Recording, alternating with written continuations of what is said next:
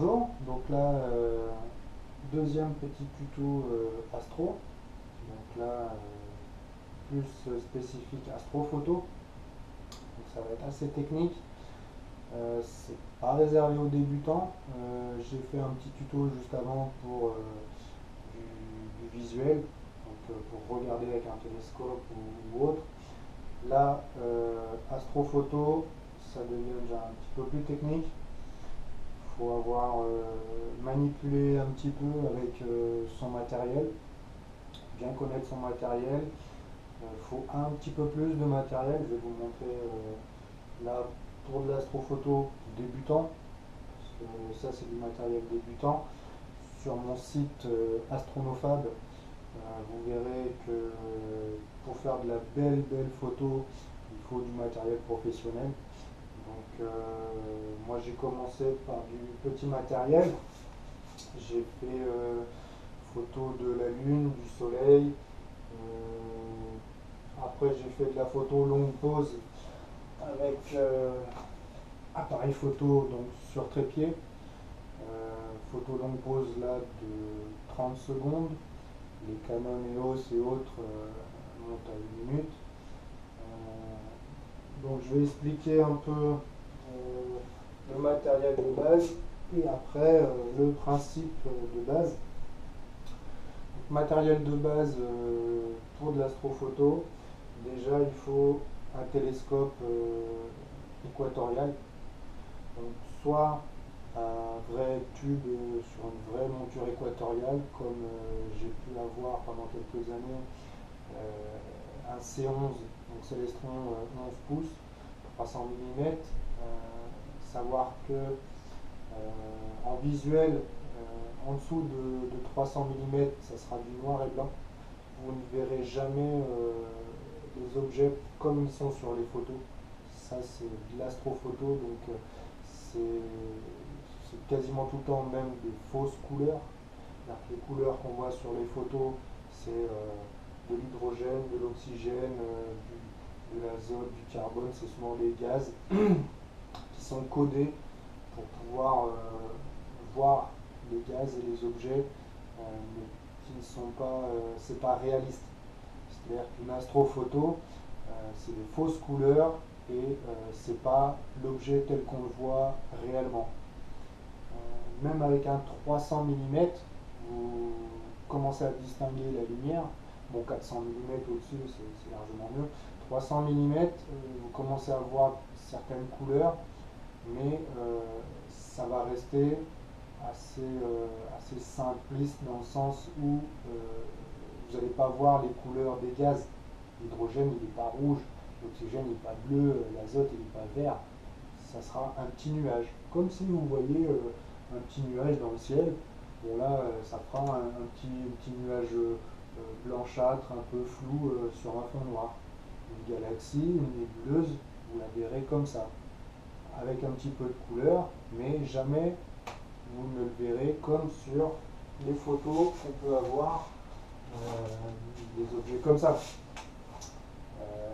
Saturne, Jupiter, si vous la récoutez, elle ne sera jamais comme ça.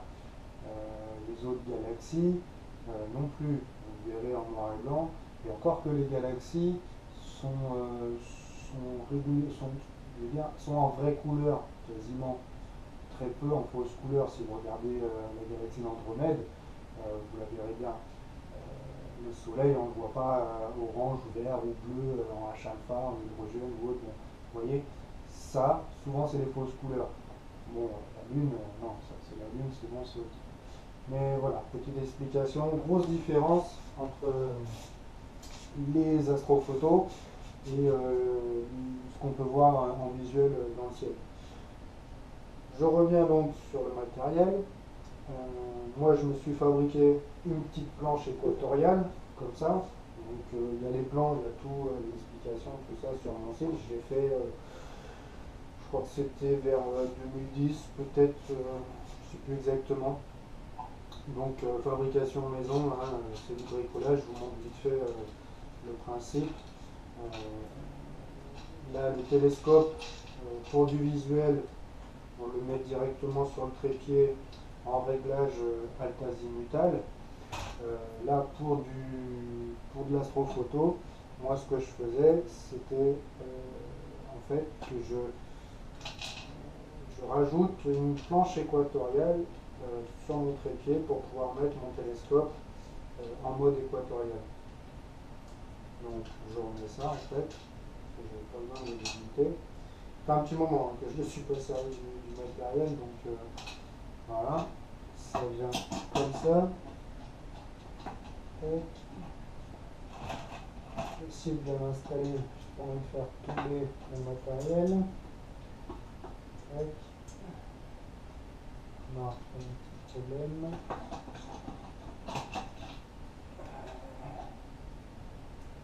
Il y a des rondelles, donc elles viennent en dessous.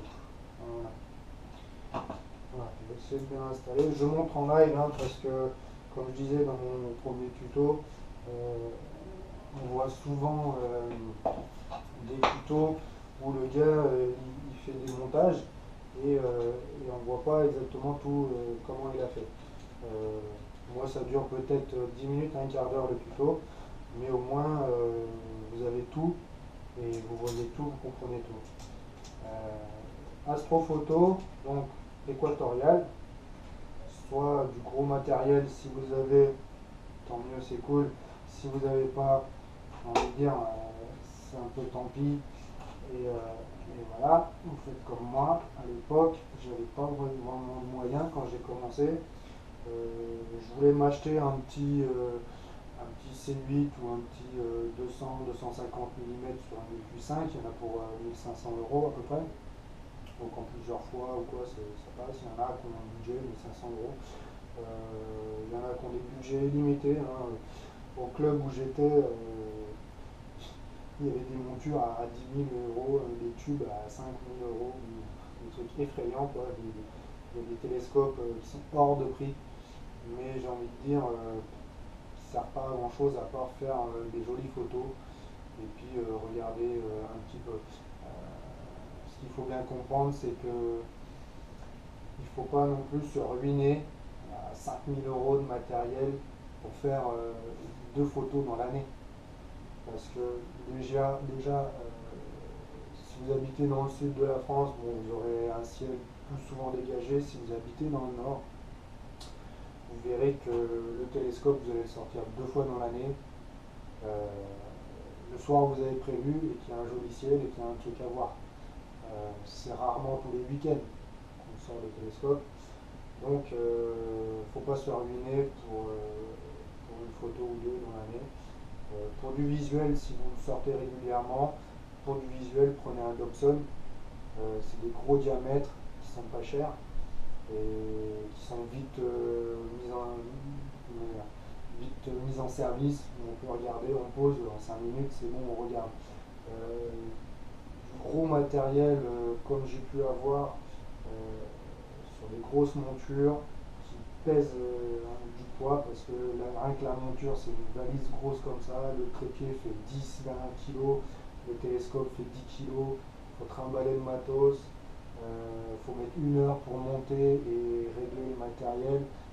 C'est pas de l'instantané. Si vous avez un objet qui passe comme ça et que vous voulez le regarder, si vous avez du gros matos, c'est même pas la peine de le sortir, il sera déjà parti ou quoi avant que vous ayez fini votre mise en station.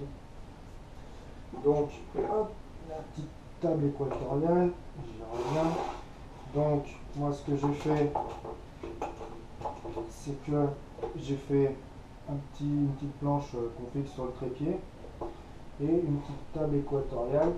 Je montre vite fait son principe, c'est que j'ai une vis ici qui va venir régler l'inclinaison de la table équatoriale. C'est-à-dire que si vous avez un télescope altazimutal et que vous voulez le transformer en équatorial, vous allez venir mettre le tube comme ça en mode équatorial. Donc il faudra régler dans la télécommande le mode équatorial et en fait il faut régler là la latitude à laquelle vous vous trouvez. Donc là ça va être l'inclinaison du télescope pour pouvoir être aligné sur l'axe polaire, sur l'étoile polaire. Donc moi j'ai fait un petit système comme ça, avec plusieurs trous, pour pouvoir en fait équilibrer tout le montage. Normalement c'était celui-là, parce qu'en fait il faut faire attention à ce que quand vous mettez le télescope, si vous mettez votre table équatoriale là, il peut peut-être basculer avec le poids. Bon, un ETX ça fait 2 kg même pas, donc vous ne risquez pas trop de le faire basculer, mais bon, j'avais pris ça en compte pour que voilà, je puisse aussi aligner ma table équatoriale, l'équilibrer et régler la latitude. Donc, tac, ça normalement ça ne doit pas bouger, il faut bien tout serrer, hein, que la mise en station et tout ça, tac, vous voyez, moi j'avais réglé. Et je faisais en sorte aussi de pouvoir verrouiller la planche pour pas qu'elle bouge. Bon, là je vois que c'est pas encore bien installé, il y a un petit problème. J'ai pas envie de tomber le matériel. Tout va faire ça bien. Comme ça remplit un petit truc.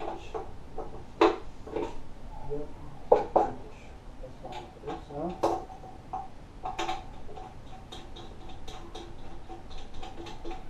Normalement. Ah, c'est peut-être en fait.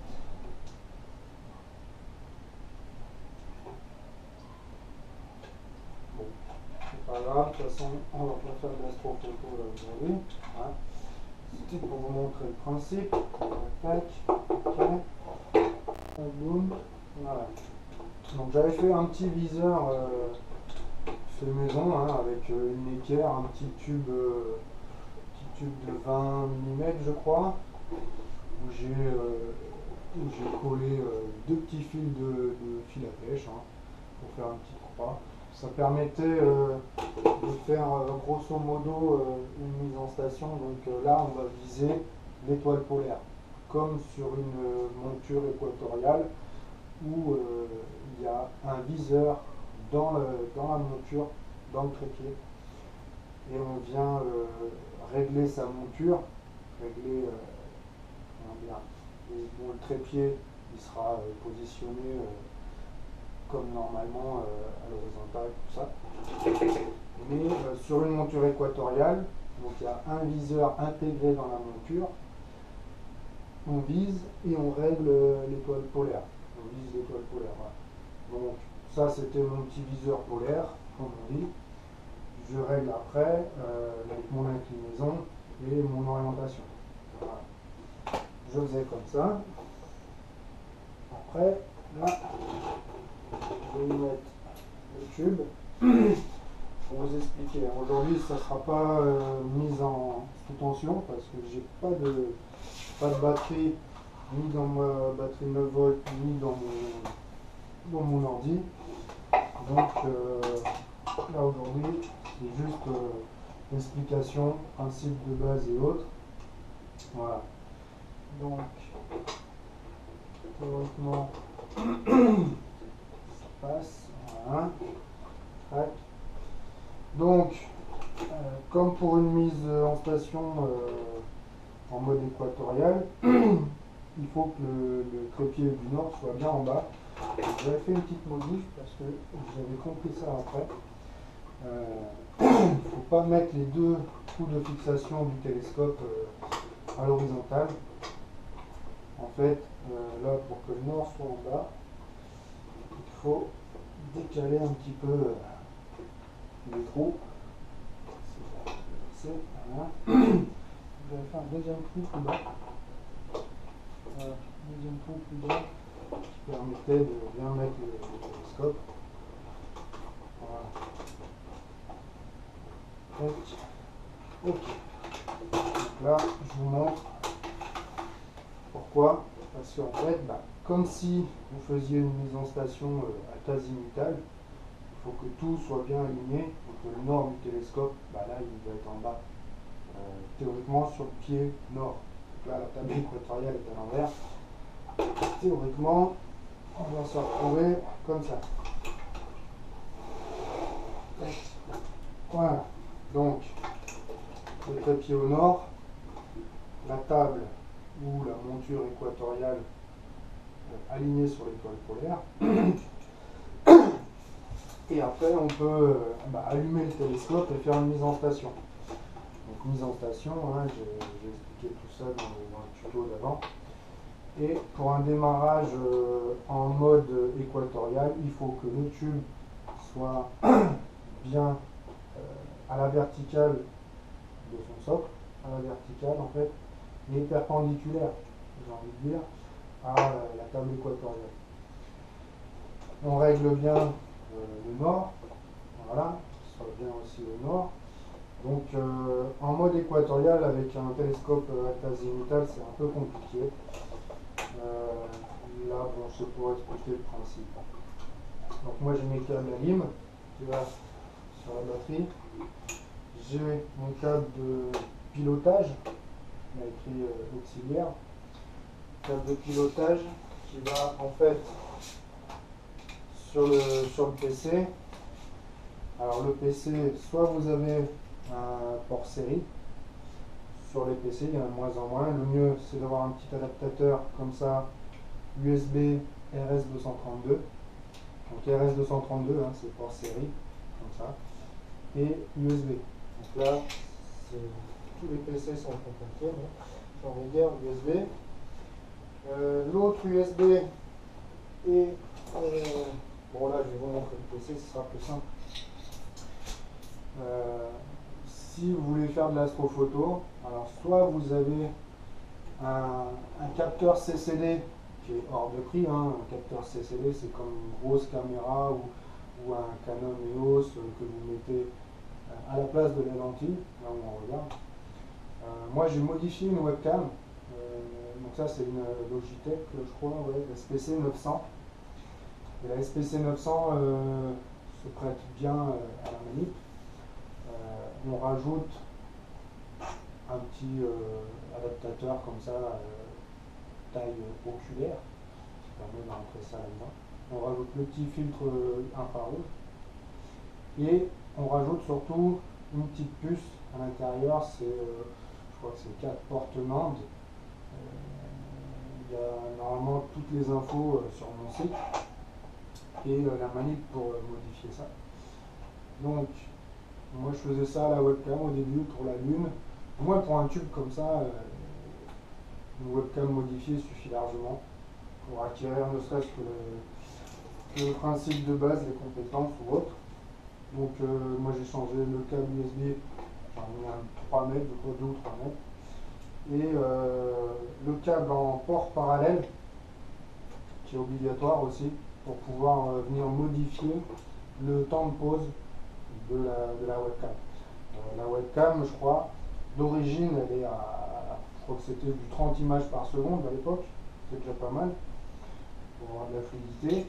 Et avec les logiciels, on pouvait descendre à 10 images par seconde. Et c'est pas encore suffisant pour qu'il y ait assez de lumière qui imprime le capteur pour avoir une image. Donc là, on rentre un petit peu plus dans l'astrophoto. Pour pouvoir faire de l'astrophoto, il faut pouvoir faire de la longue pause. La longue pause, donc là, une fois modifié, le logiciel va venir bloquer la fréquence de rafraîchissement du capteur CMOS à 1 image par seconde. Donc d'origine c'est pas possible. Donc une fois modifié avec la petite puce et le câble qui va sur le port parallèle, avec un logiciel on peut ordonner à la caméra de ne faire qu'une photo par seconde. Donc il y a 10 fois plus de lumière que 10 images par seconde qui vont venir imprimer le capteur, et donc on va avoir au moins l'image d'une étoile ou d'un objet qui va commencer à apparaître. Donc après avec le logiciel on pourra régler le temps de pause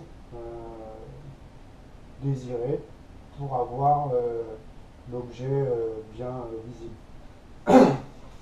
Donc voilà, principe de base.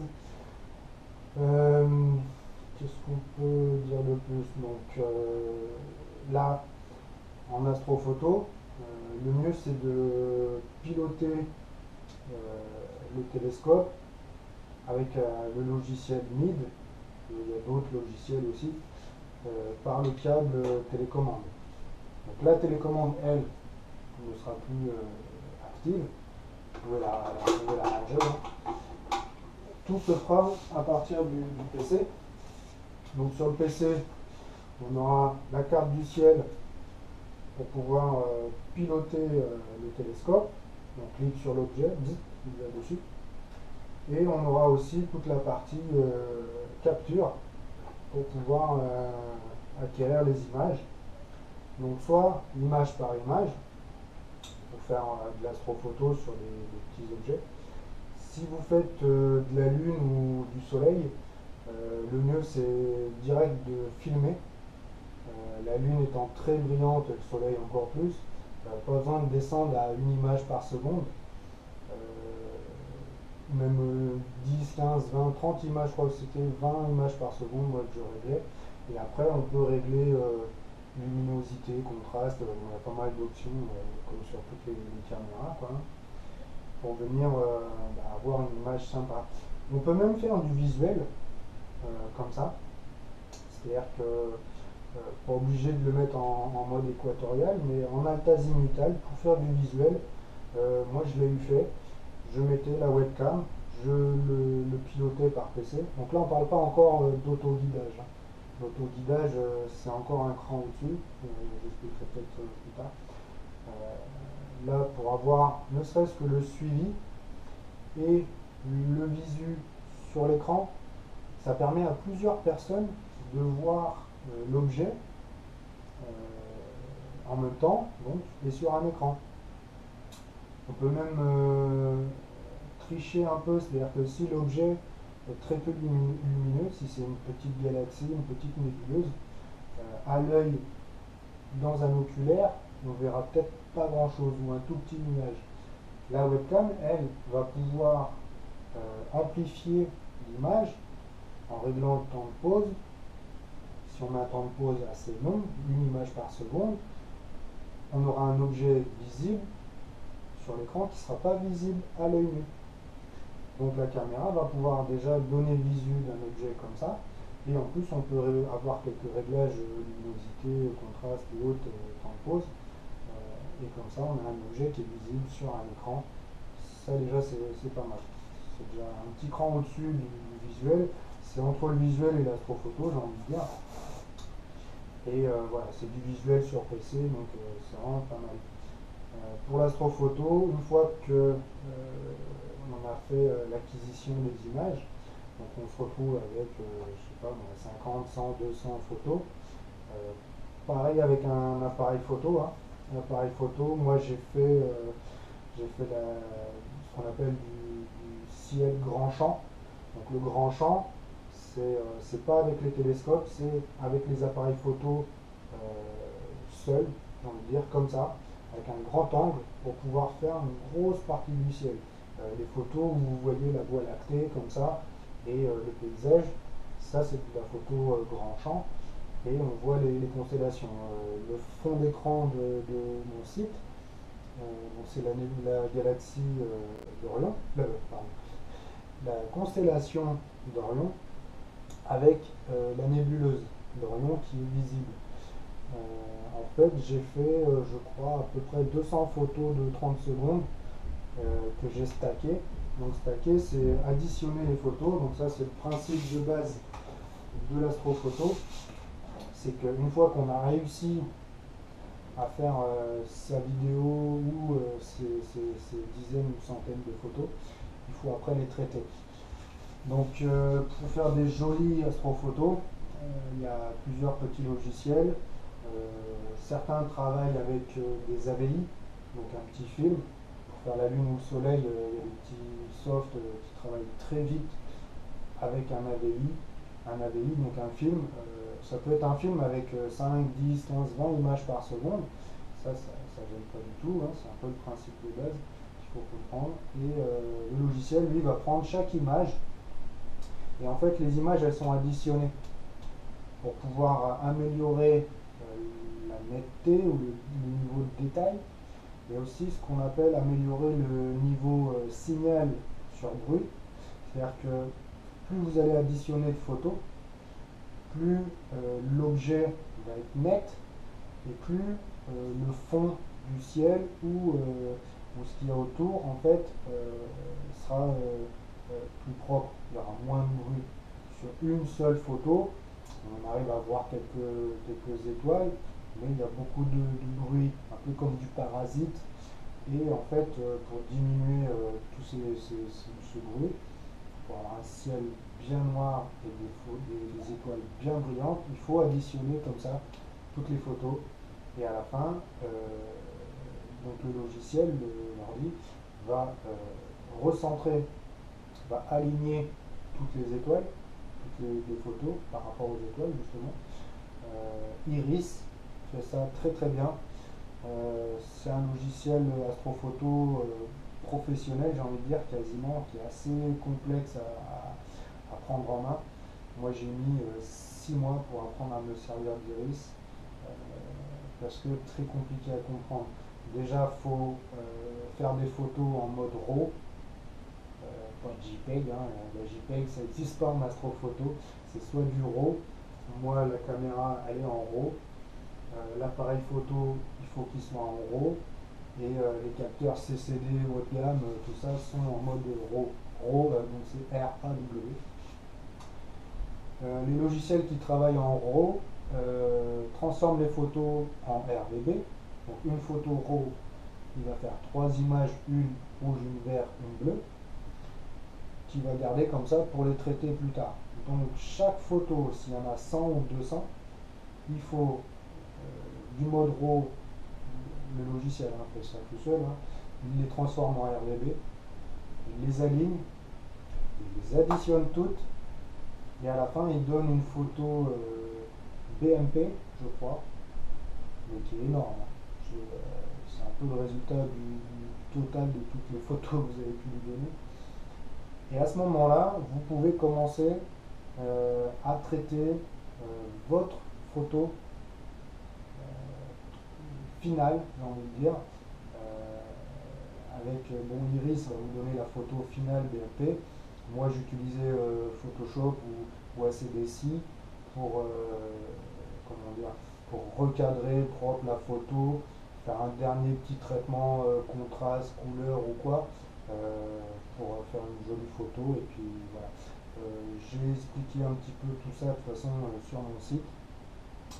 Donc voilà, pour l'astrophoto en mode débutant, j'ai envie de dire, en mode un peu plus confirmé, je vous expliquerai après un petit peu plus. Donc pour de la grosse astrophoto, il faut du gros matériel, au moins un C8 ou un C11 sur une monture équatoriale, donc le Q6 ou le Q5, qui sont pas trop mal. Pour les débutants, je parle. C'est pas du bas de gamme, mais c'est du matériel pas très cher, parce que le matériel professionnel c'est 5-10 000 euros la monture et 5 000 ou 10 000 euros le télescope, le tube, sans parler des capteurs CCD S-Big. Donc S-Big fait des capteurs CCD entre 500 et 1000 euros, où il faut un moteur de mise au point, parce qu'on ne fait pas une mise au point en manuel sur de l'astrophoto, c'est pas assez précis, donc il faut un moteur de mise au point, et après il faut un suivi impeccable. Il faut déjà mettre au point bien sa technique et avoir le matériel qui permet d'arriver à ce niveau de détail et de performance. Ça se paye. Donc en fait, voilà. Pour les débutants, petit matériel, bon, histoire de s'amuser, vous verrez, moi, pour pas grand chose, j'ai fait de l'astrophoto pendant des années, et avec du gros matériel, bon, je suis passé à un niveau un petit peu au-dessus, avec de la galaxie, de la nébuleuse, ou de la planète. J'ai photographié par exemple Jupiter, qui n'est pas accessible avec du petit matériel. Au niveau grossissement, au niveau suivi, même si vous maîtrisez le traitement astrophoto, si sur la photo il n'y a rien ou si c'est de la merde, j'ai envie de dire, bah, vous avez pas, c'est pas de la magie non plus, hein, les logiciels. Il faut leur donner une photo de qualité pour pouvoir faire un traitement de qualité et avoir une photo finale de qualité, quoi. Tout qui va avec. Donc voilà, qu'est-ce que je pourrais dire de plus sur l'astrophoto? Ben, après, bah, pas grand chose de plus. Je pense que j'ai fait le tour un petit peu pour expliquer ce que je voulais expliquer. Si après vous avez des petites questions, voilà, vous voulez voir des conseils sur le matériel ou quoi, bah, abonnez-vous, posez vos questions, tout ça, il n'y a pas de souci, j'y répondrai. Voilà, allez, bisous, ciao à tous.